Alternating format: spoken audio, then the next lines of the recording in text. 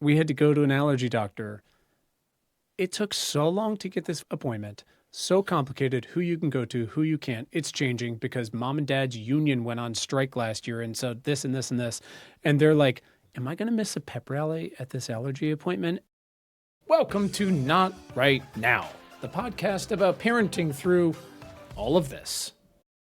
I'm newly sober, including no gummies or anything like that. What does newly sober mean? The long story, or maybe the short story, is that I've been a pothead, basically my whole life, on and off. And then I'd say in the last maybe 5 years or so, maybe fewer than that, been more serious about my attempts to moderate. And then most recently been like, moderation is not it. So I just was a very extremely functional pothead. So that makes it hard to come up with reasons to quit, especially when you can work from home. You're not doing brain surgery, you're not driving around a lot. So, and then it's legal here also.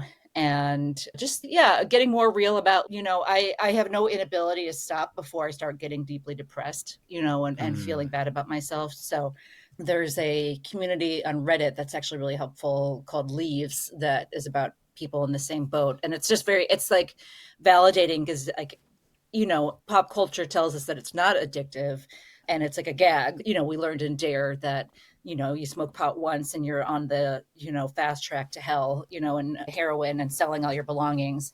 So you feel stupid for having a problem with something that many other people don't have a problem with. And then, so the community makes you feel better just being like, you're not alone. And this is, there's some people for whom their brains just, are like that. So yeah, I don't know. But yeah, I'm feeling between being offline sort of and the news and all this, I feel like very, like the well is very dry currently. So I'm hoping but also that's been part of, I don't know about you, but that's a part of the creative process. Is like, you got to feel like shit and like you have no business doing what you do. Oh yeah. Anyway, ask me anything. Happy to No, I want to do a whole conversation on coping because I've gone in the other direction. I drank. I'm Irish, which is the world's laziest crutch. I'm like, 17th generation Irish. There's nothing to go on there. But I have pivoted to gummies. I was somewhere between a coward and a goody two shoes, I guess, on that. Not with drinking, clearly. I mean, it's like I could take down a bottle of whiskey and, while you go to the bathroom. But gummies have been helpful for coping for me. And I don't find at least that those are addicting, which is interesting because everything else seems to be in my life.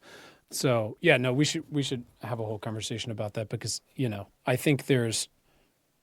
I think half of Etsy is like mom drinks because you cry towels on purpose, which is, it's a thing 100%. And we've all been there. I take heart in that. I think more people are realizing that, at least with alcohol. And this is my experience that like, I think people often think that you have to be an alcoholic or fit a definition for alcoholism or hit rock bottom to have a reason to quit. And I think more people are like, no, I'm going to quit before. I just was like moderation wasn't working. And I happened to read this book about, it was like the 100-day sober reset. And it just clicked with me that it was like, stop trying to always cut down. Like 0 is simply easier than always trying to have 1 or 2. And because I was like, my favorite thing, especially during the pandemic, was to like drink on an empty stomach. And that always worked out great. And especially as you get older, for me, like I would wake up 4 a.m. with spiraling anxiety and self-loathing and yelling at myself. And, so I don't miss that. See, I have that if I don't take my gummies. It's very interesting. It's great. My wife's version of that, she read Quit Like a Woman, is apparently an incredible book, which was pretty helpful for her. Same thing, to be like, instead of every other night, why don't we just not do it anymore? Yeah.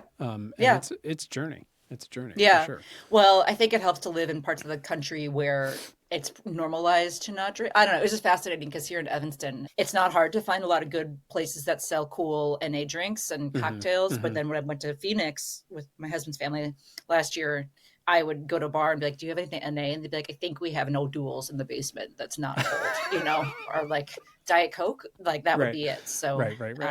Yeah, it's interesting. My wife always tells a story of when she lived in Paris like 15 years ago and she tried to order something, I think it was without ham. And they were like, what if we cut it really small? Yeah, And you mean she's, a no, land? it's still there. They're like, I can't really do this for you. I just got my alert to sign. The most important thing I do every single week is remember to sign my, now just my two younger children, my middle and my youngest child, up for their before school program, because their bus doesn't come until 9:15 or something horrific like that.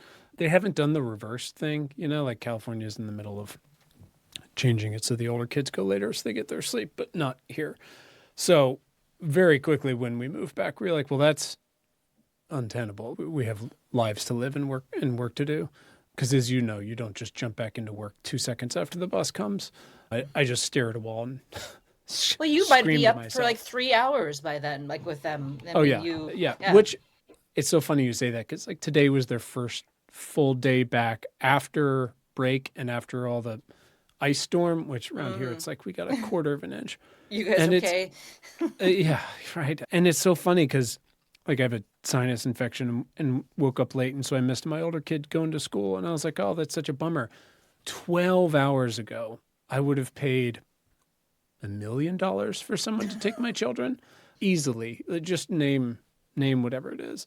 And then I was like, oh, I'm so sad I didn't see him this morning. And it's like, what the fuck? Like, I always wonder if dads are more sentimental like that. My husband's always, he's just more like that. He's more like constantly sad. He took our son away for a weekend because he's like, he's not going to talk to me for too long. And yeah. I don't know. I think mom, I mean, I certainly feel that way. And I was just looking at a drawing my kid did for me when he was like 3. And I was like, oh, but also I'm like, I don't have time for sentimentality. I got to empty the dishwasher.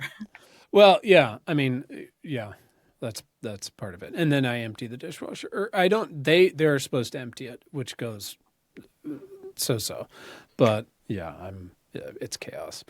Anyways, it's obviously we've made this whole list of things we want to talk about, but it's been a pretty brutal few days for a lot of folks. I don't know when this will come out, but the fires in Los Angeles started, is it 72 hours ago, something like that, where we lived I was there for 14 years. My wife was there for like 20 something years. So a lot of friends there. She was there when it started. We got her out of there. It's been crazy.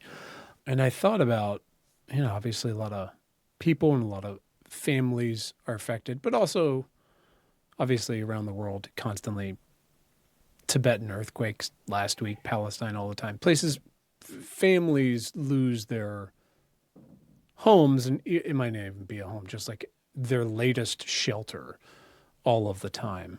And if you haven't ever been in that situation or been homeless or been close to it, right, you aren't faced that often with the question of what would I take with me? Besides the recommended go bag stuff, which I got a whole list of that stuff. That's pretty straightforward, right?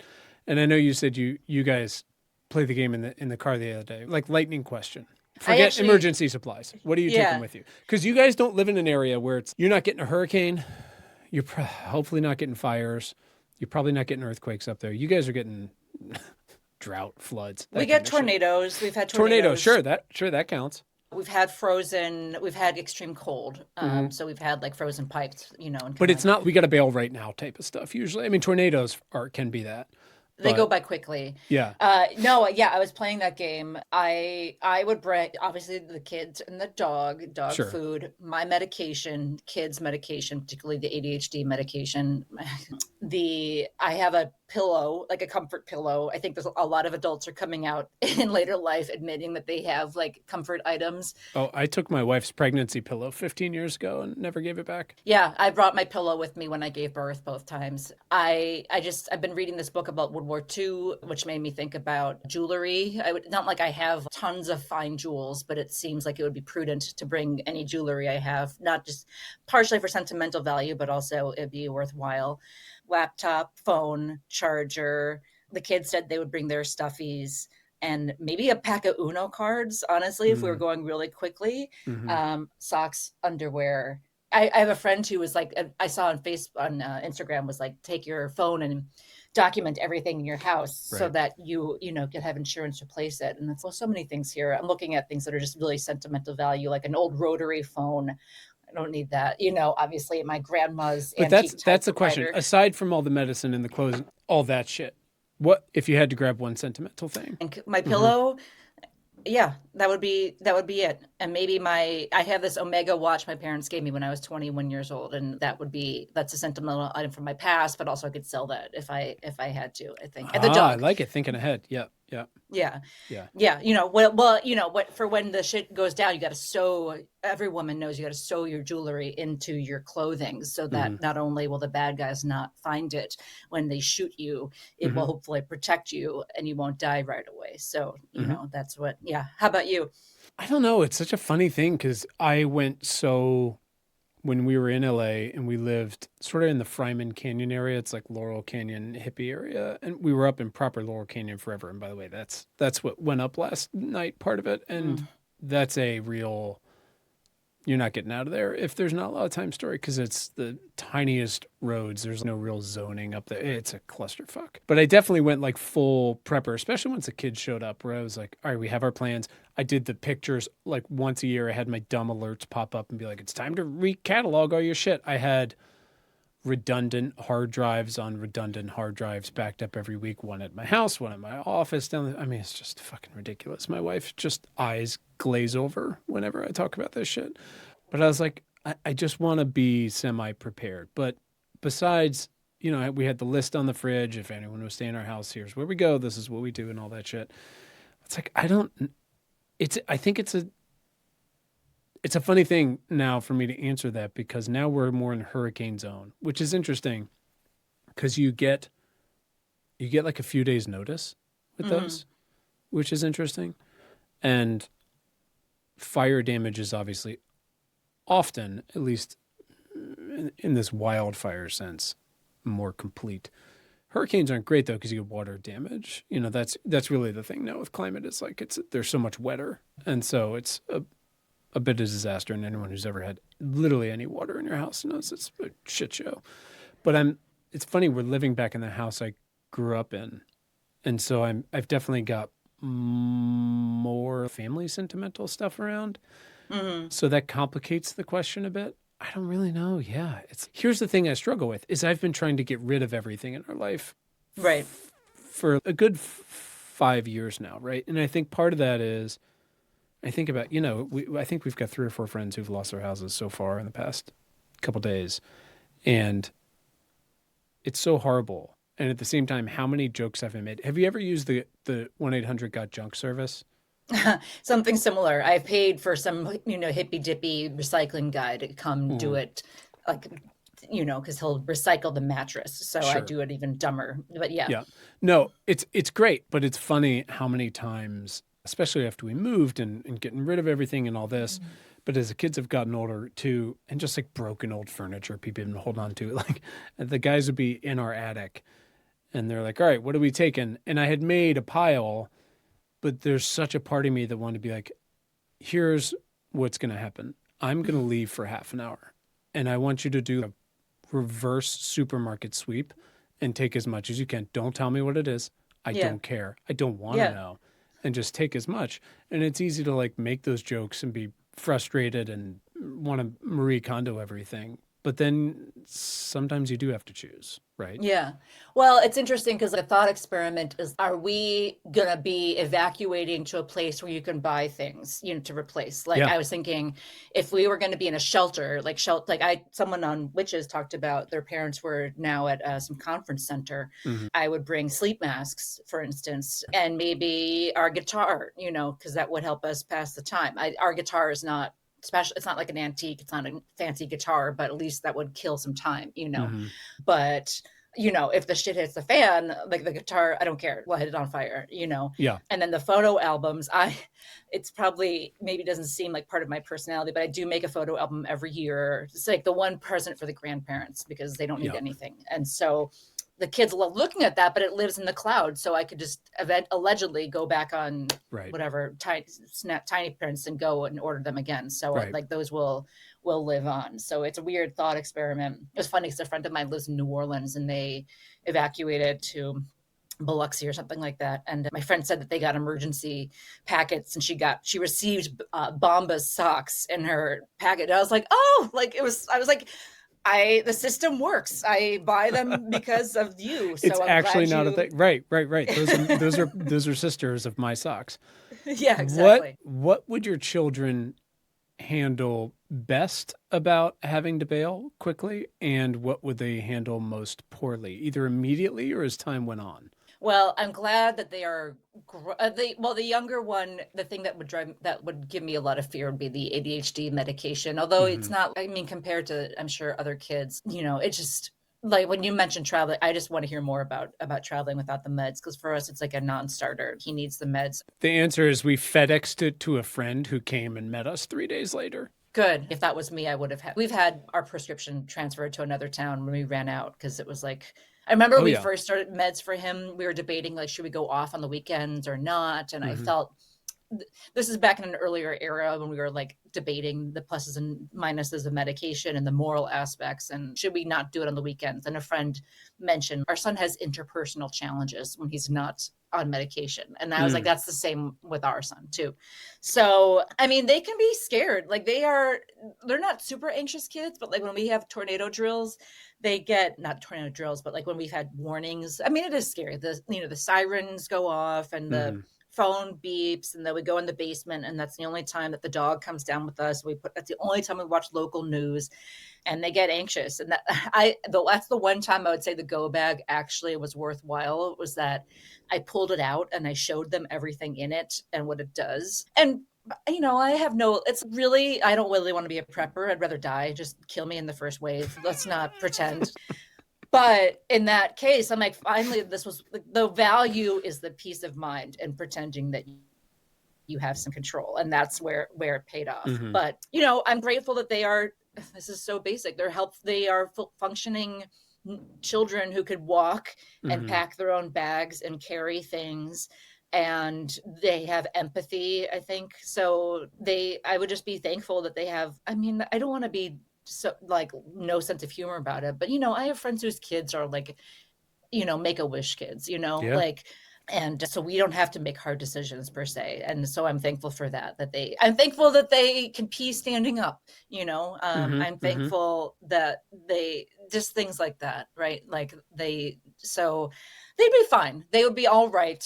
I was talking to a friend of mine they did evacuate 3 kids, 2 dogs. They're in a hotel. And she said the older one is a little worried, and the younger two are blissfully just happy in the disgusting hotel pool. And I was like, a little worried is awesome. I mean, like for a Sure. kid, for a 10-year-old or a 9-year-old, like that's amazing. I mean, that's appropriate and that's normal. You should be a little worried, but on the other hand, I know kids who are so anxious about life that they can't go to school without throwing up. When COVID was really going down, let's say like late 2020. How old were your kids at that point? Preschool and second grade. So leave preschool out of it. Two of mine, I think, were still in preschool.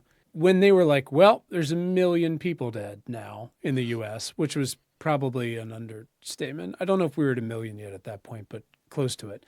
Did you tell a second grader about that kind of number? Did you let them know how bad it was? Yeah, I mean, but also, I mean, I feel like we've learned a lot about how our mental health and what we can control for our mental health, how that affects the kids. Yeah. I was drinking then. My husband, he still is a drinker, but he was on the more extreme end of anxiety, like washing the groceries down. He didn't let us order in food for 3 months or something like that. Like Hmm. we had a lot of fights, and we were extremely stressed out, constantly checking the news. So like our younger son, actually, the preschooler, his one way of, I think getting control, or maybe, and this is pre ADHD diagnosis, was that he would refuse to wash his hands, or it'd be like a big pain in the ass to wash his hands. And we would be The like, one thing. yeah, the one thing.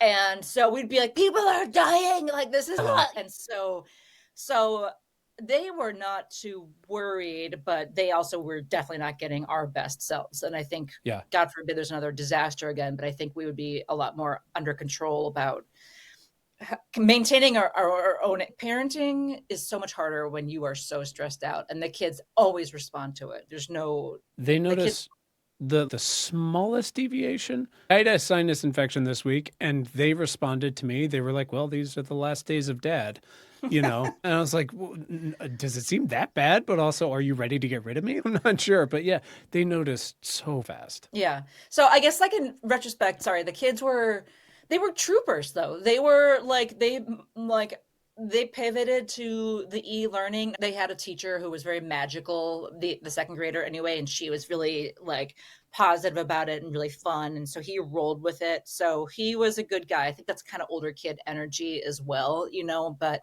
kids are pretty astoundingly resilient, I think, when the shit hits the fan. But I don't want to find out for sure. I mean, we were comparing the evacuations to COVID just yesterday because I was like, at least during COVID, we were at home, right? And like we still had some kind of semblance of school. So there was some idea of routine. And I just think about my friends who have kids and there is no school. And there's no e-learning because the teachers are evacuated too. And like, where's the school district? I don't know.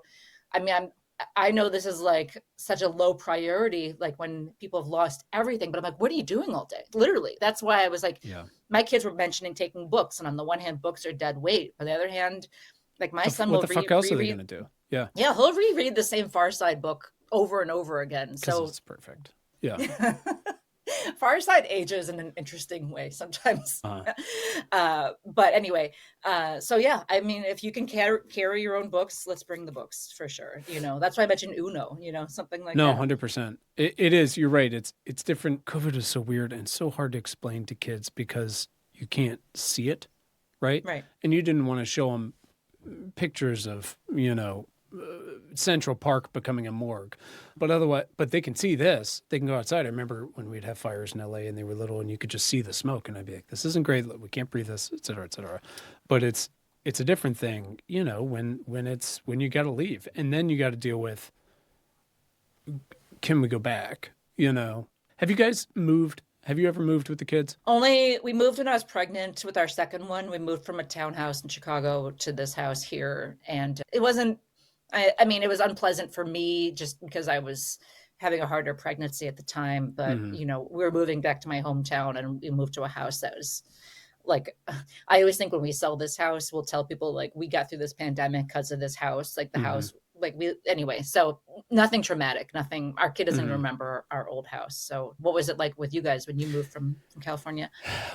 It was interesting because we came to Virginia in like late June 2020 just to get some more space for them and we wanted to be near my mom and make sure we're helping with her and all that. So we were very lucky. But then we just stayed here for a year and did remote school here and all this. And we had always kind of talked outside very loosely about if we would ever make the move, but it was always like later and this and this. And it's a funny thing because again, like growing up here and now, it's a pretty heavily military area. So checking every box of the armed forces. And it's great. There's some really wonderful people, but what's really interesting, and I remembered, and I guess I'd kind of forgotten about, is a third of each of my kids' classes leaves every year in a new class and new parts come in. Because every 2.5 years, these kids move. And it's really interesting because for most of these kids, they're just born into it. All they know is they move every 2 years, right? It's not that big of a surprise. And clearly there's pros and cons to that, but that's the life. That's the deal. But it's one thing, you know, to explain to kids as they grow up that they have to move for that. And that's, hey, this is our life and here's the deal. And it's going to be these places. And maybe you get to go to Germany or some shit if you're in the Army or whatever, Air Force. That's another thing to move because mom and dad's work or whatever it is, or to be close to family, which is kind of what we did. We were just eventually, well, kind of ties into this. We moved to be closer to family, but also, so our house in Fryman Canyon, this was 2021, had never had a fire, right? We paid our bills, et cetera, but in a relatively for Los Angeles, like wooded area. And I think our property insurance was like $1,500, $2,000 a year. The house was 2,100 square feet, one story. And after the 2018, 2019 fires, where everything kind of looked like Mordor, which was about 4 or 5 miles from us. I remember getting a letter in the mail, in the actual mail, and it said, hey, your home insurance policy is canceled for fire exposure.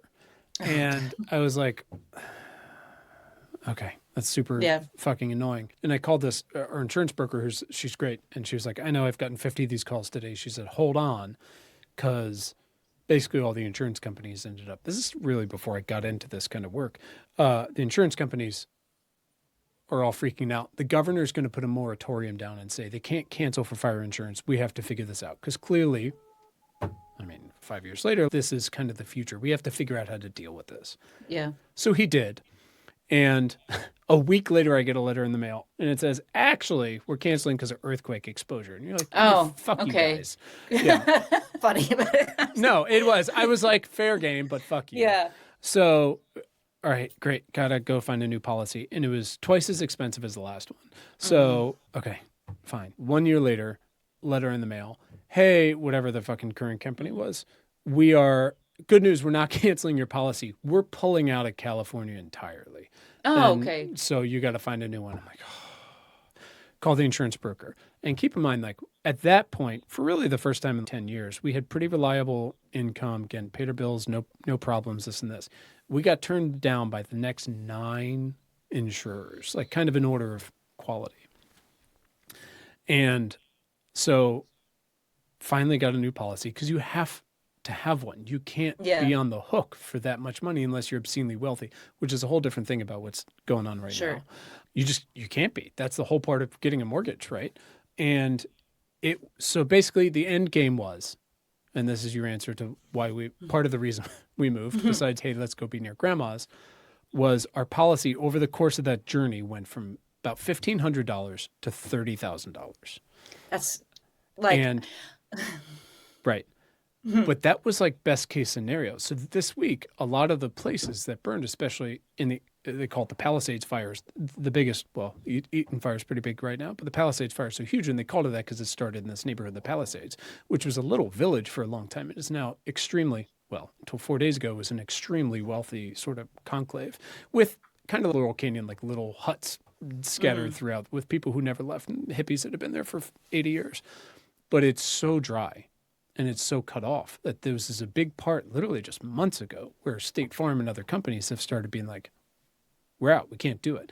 And this is despite, and I was informally sort of part of this long project between state legislators and insurance companies going, okay, and this is what they're dealing with in Florida and other places as well for hurricane stuff going, insurance companies have to be able to stay in business. So they do have to charge you an appropriate rate for your exposure.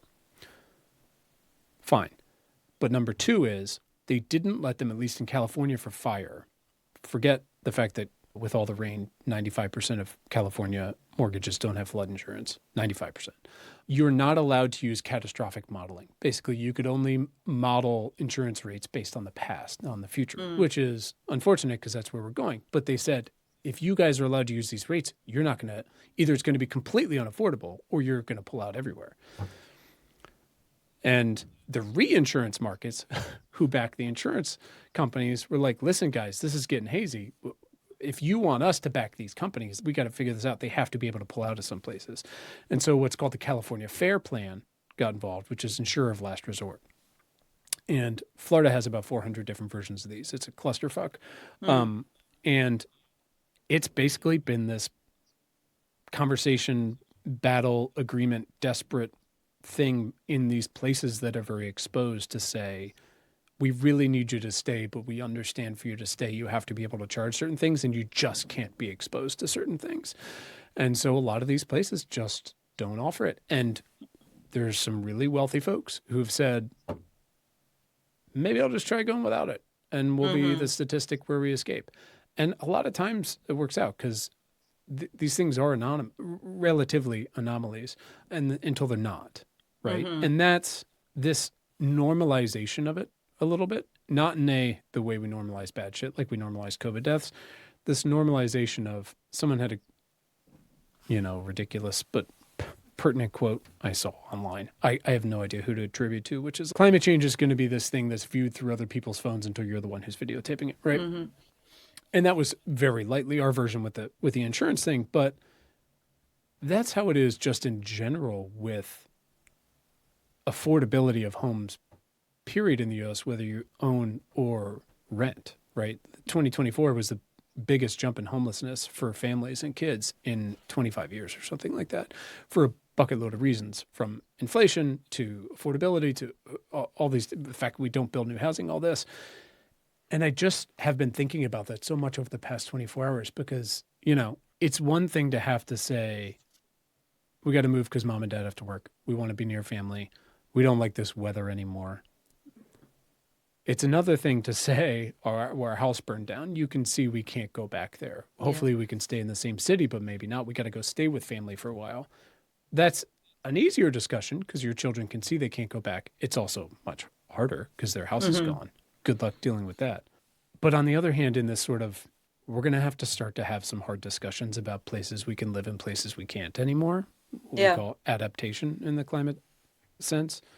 It's really hard to describe to kids, well, we can't live here anymore. Or maybe your family's lived for a long time because the sea is coming or because homes are uninsurable.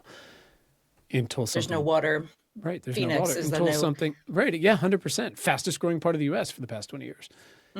And it's really, I don't know. It's really hard. It's really hard to describe. But it is something we're all going to have to get better at. And talking to kids about anything without them tuning out is really hard. I mean, just I don't know. Anyways.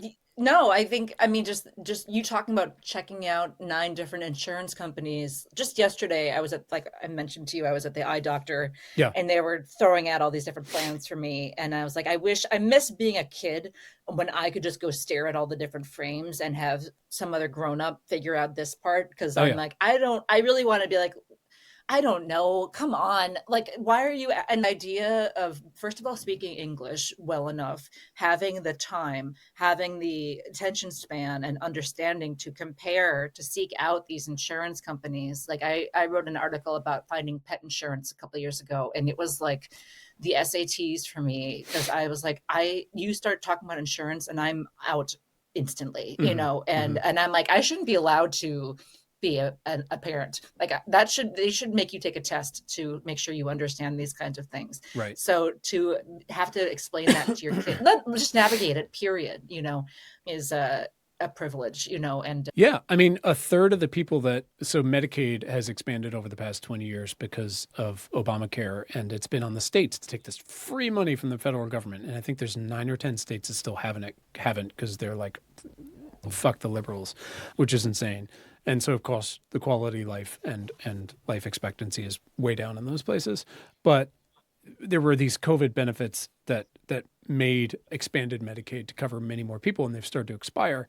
And there were people who still qualified who didn't before, who could have remained on it. And a third of them, something like 6 or 7 million people, lost it simply because of paperwork.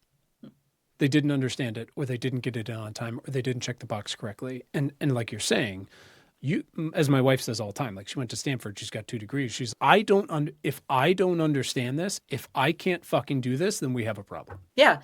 You better, I mean, just us, we pay for our own insurance because we work for ourselves. And we, you know, my dad is he's the emeritus general counsel for a big law firm. And like, that is a lot of what supports us, is just that basis, you know. But we like just are trying to find a new GP because mine was retired, was just the tiniest bit of entering that morass and confusion of it. And I was joking, I was like, well, I see why people murder now over this. Like fully. That is the frustration. And it makes me, you know, I always laugh, like thinking about people who are libertarians, who are like the cut types who think they know better. And it's like, well, how do you like your firefighters? I think we all saw that the motherfucker who posted Yeah, yeah. Go Anyone fuck know yourself. a private fire? Like, yeah, I've got a bunch of water here. I've been saving. Like, how much do you want for it? Right. You know, there's a man, I have a friend, a woman I used to be friends with, I would say, and her husband works in reinsurance.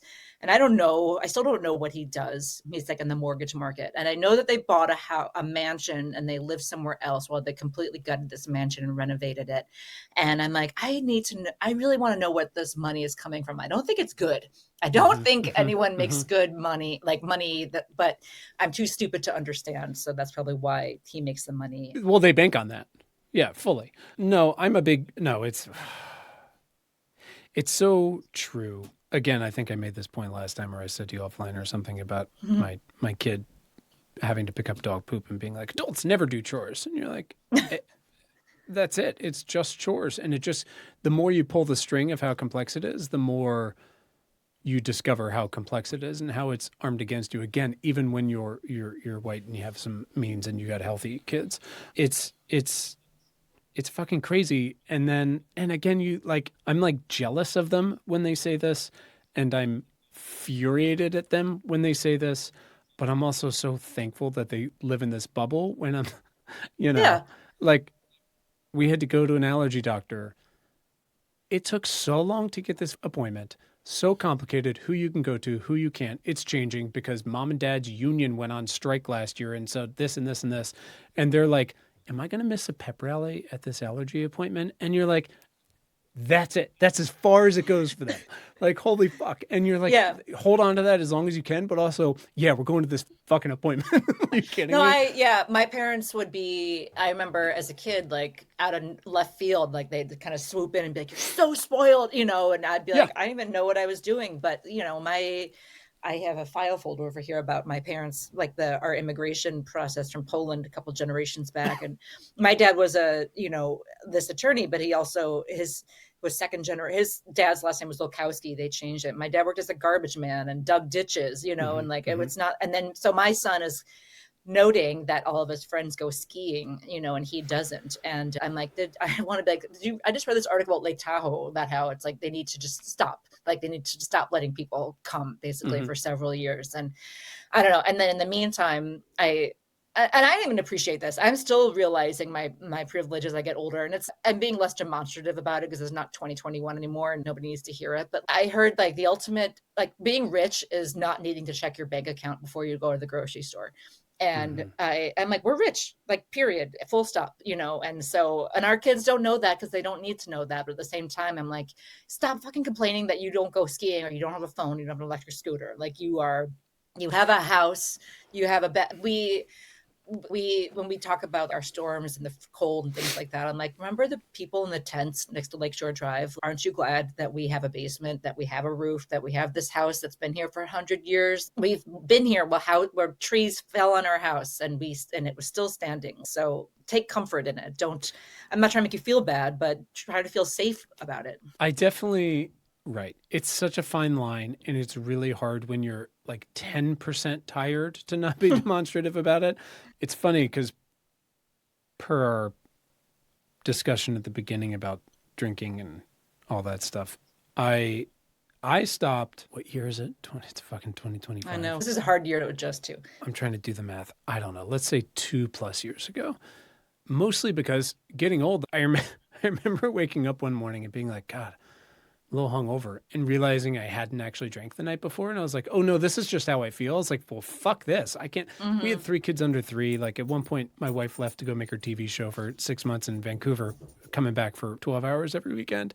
And it was amazing. We were so proud of her. But I had like 3, 4, 5-year-old at home. And I was like, I can't also do this with one arm behind my back, which is a cocktail every night, even with just one. Yeah. It was a nightmare. And meanwhile, of course, I was still relatively young enough that part of me was like, oh, when you were in college, you'd have 12 of these just to be able to leave the house at night. Also not great. But I'm glad I just eventually, again, just stopped, not out of any particular thing more than just I was like, I need to have my fullest faculties in the morning here, and period. And also there was enough in my family life drinking and arguing that I'm not going to bring that to my kids. Like I'm a dick enough as it is. Because I got into this work, and it's very easy to bring it home and be on the demonstrative high horse all the time. Again, to read the homelessness report they presented to Congress, it's like the biggest increase in forever. And then my kids, who are great, again, caveat, evil witches don't have to say it, but they'll be like, which peanut butter is in this sandwich again? And I'm like, listen, motherfucker. Like it's that kind of shit that sets me off, that where I do go on the tirades, and they're like, oh my God, he's doing the thing again. Yeah. But I don't know, man. It's well, that's when you start thinking about hoping for grandkids, so that you're like, I look forward to you finally like getting this, so that you can start going off on your own kids. And then I get to just be the fun parent that I always wanted to be, and only show up and give you all my energy and all my love, and then disappear. And then fucking bail. Right. Yeah. No, it seems easy. And and you don't want to like skip past it all, and they're great the next minute. But again, it is those things where I'm just like, if you had any idea what I dealt with today, you wouldn't be asking which particular peanut butter. Yeah. You know. No, I think about that a lot, because I'm like, I've been feeling, I feel guilty, even though I try not to, just about how, I don't know, not fun or not pleasant, or just, I don't know, just very there I've been, and not in it. And I try to remember that is actually the best gift you can give your kid, is just being consistently there and showing up and doing the grind. And they won't appreciate it probably now, or once in a while they will be like, thank you for making dinner or whatever the hell. Very rarely, but sometimes. And, but yeah, it is, again, it's hard. I feel like you always hear older people saying this, and then all of a sudden it's you, where you're like, how can I be so tired and boring, and yet also still remember so deeply these little indignant moments and heartbreak moments from high school and college, and that is so far gone, but also that was a part of me. And so, yeah. And I wish I had a phrase that was like, end with poignant wrap-up comment here. I'm always like, and I'm always searching for it. I don't have it, but I had to have a bit of a reckoning with myself, and my wife had it with me. I remember, again, getting into this work, never having really been too faced with any of those kinds of challenges, health-wise, homelessness, this or that, climate-wise, whatever it might have been. But when you really start to get into it, you realize like how tough it can be. And I remember at one point she came home and I was like hiding under a blanket. She's, listen, if you're going to do this shit, you got to figure out how to pull it together. Also, like, you can't just be asshole dad. And so I wrote down these, my little productivity system, which is a little insane, which is fine. I want to hear about it later. No, yeah. I just moved to new software for the first time in 10 years, and I'm excited and terrified.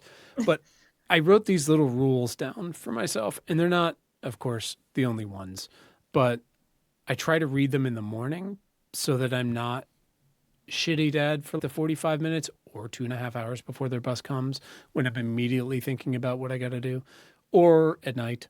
And the ones I have written down are, of course, you'll appreciate it says 3 guiding rules, and then there's 4 of them. It says, whenever possible, connect with others and my kids and partner. With enthusiasm, strive to create fun and delight for them. 3, this is ridiculous. Lean into each moment and encounter expecting magic. And 4, show up. And 4 is the one we talk about all the time. And I'll read these and then immediately yell at them about their breakfast. But I'm like, if I didn't read them, would I have yelled at them more? I don't know. But I made these 4 reasons and made it a repeating thing each morning. It's the first thing that shows up. And I'm still just like, God damn, I barely got through it. And again, we're not going to lose our house anytime soon. That's just to get through the day. And so I don't know, man. It's funny because my husband's always mad that the kids are grouchy and they're taciturn, at the end of the day when he picks them up, and he sees the little preschoolers running out who are like, mommy, and I don't know, I guess I just accept it, because I sort of feel the same way. We're all in transition.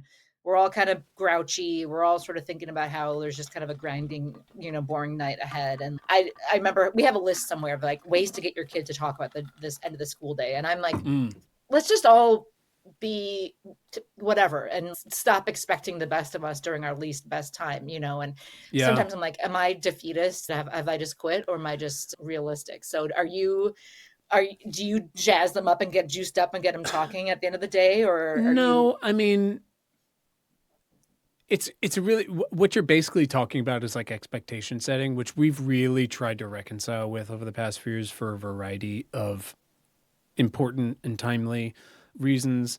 is communication and expectation setting for each of us and all of us as a large machine. And with the grandmas who, again, our cheat code is we've both grandmas down the street. It's fucking ridiculous. But there just those things have to go part and parcel. But again, and I'm batting 50% on it at best, but am I being defeatist, or am I just recognizing these guys probably gave their best earlier today? I'm not going to get it. There's some self-awareness there, right? Because you're asking them to like revisit when they got off the bus and they're like, I'm done, Yeah. Or I just want to go home and read my book or whatever it is. And it's a funny thing because I can say that now, but then they're going to come home in 3 hours. How's school? Fine. And I'm going to be like, motherfucker, you got to give me more than fine. And it's literally what we're saying, which is they're like, why? Yeah. Who needs to know that? Yeah. Fine. All right, let me tell you about fucking art think class. about your own day. Like, what are you going to tell them? Well, I recorded a podcast and I did some laundry and I did the same workout I always did. And I thought about how I should probably quit my newsletter because I have nothing good to say. And I blow dried my hair for the first time in 2025. Like, they don't care, and it's not interesting, But right, and they're also like, "That's so sad." And you're like, "Yeah, no, I'm aware of that." Yeah, and that's exactly. every day. That's a good day. That's a win. Yeah, seriously. No, so I don't know. I don't want to say I like try to jazz them up. I'm the dickhead who I started like dimming the lights in our house at 5:30 at night because I'm like, everyone's got to get ready for bed. And they're like, what? We have swim practice that doesn't start for 2 hours. What are you doing? I'm like, well, I'm ready. So no, I want a little bit, but I do try to, you're right. Like I try to recognize it. I mean, again, like I take a gummy before I come home so that it hits halfway through dinner so that I'm not a dick for the whole dinner. Again, there's both self-awareness, which I guess I need to extend to them more. But again, there's also like the middle schooler, who he'll say, how's school? Fine. What'd you do? I don't know, not much. And then he is pretty open and articulate when you're like, you just seem like you got something on your mind. He's everything. It's middle school. Everything is on my mind and an existential crisis all the time. And I will say, I don't yearn for that. I do remember that. And I did not deal with it well at all. Yeah. No, it's a shitty time. And that's why I'm like, and I guess I know that you can't dig them out of it. And also, maybe that's another topic or same topic, but like my kid is, again, he's a little bit online, but it could be a lot worse. I feel like he's probably not getting as much FOMO, as much bullying, as much. I mean, they do get sometimes from us. I started writing in my head a piece about what are you frantically warning your kids about now? And so we were telling the boys about this, like, we're talking about the Cybertruck blowing up because Cybertrucks we always point them out on the road. Cybertrucks are like the new punch buggies. P.S. I don't allow punch buggy in the car because I'm so sick of them arguing over who saw it first. And so it's not allowed. It's so fun until it's definitely not. And you're like, no, this game's terrible. Yeah. Sometimes I'll hear one of them say, never mind. Mom's here. And I know what they're talking about. I'm like, thank you. But anyway, so we're talking about the Cybertruck guy and how he had this manifesto. I don't know if you saw anything about, return to masculinity. And so I started saying, I was like warning them about control of women and control of women's bodies. And then I started talking about Andrew Tate and then my husband and your friends who started Prime, and they're the same. And I'm like, I don't know if they're exactly the same. And then the seventh grader's like rolling his eyes and he's like, why are you going off about this again? And I'm like, I don't know. Like we just start to unspool basically and to more. And then I'm like, and don't send pictures of your penis to anyone. Right. And he's like, why would I ever do that? Yeah. What are we started? We just want to play punch buggy. What playing a board game right now. Yeah. And I'm holy shit. No, but it's both like, it's cliche, these stages that are like expected and needed where you're supposed to explain these things to them as they're exposed to them. Oh, wait, and like you were talking about the dare, like that got under our skin and, Roblox seems fine until it's a fucking nightmare. And the kids are just like, I'm just trying to play a block game. And you're like, it's not, they're going to take you. And they're like, fuck. And you're like, look, here's the one statistic. And you want to do that, but you're also like, when else are you going to do it except at night?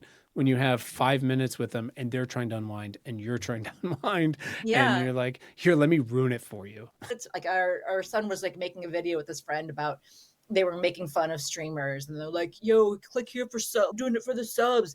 And they're just having a good time. But then my husband and I immediately fast forward to kids getting red pilled because like you click on some ad about, weightlifting or whatever. And then before you know it, you're, Andrew Tate. yeah, you are Andrew Tate. You are Yeah. sex trafficking. And so, yeah. And my sons, for some reason, don't enjoy that. They don't appreciate the wisdom. I mean, remind me to tell you my N-word story for another day. But, Oh boy, that's a whole thing. just in terms of when you think you've told your kid explicitly what not to do, because as like a woke parent, you're like, this is the kind of kid I'm going to raise. And then they're like, oh, you want me to do exactly the thing that you told me not to do?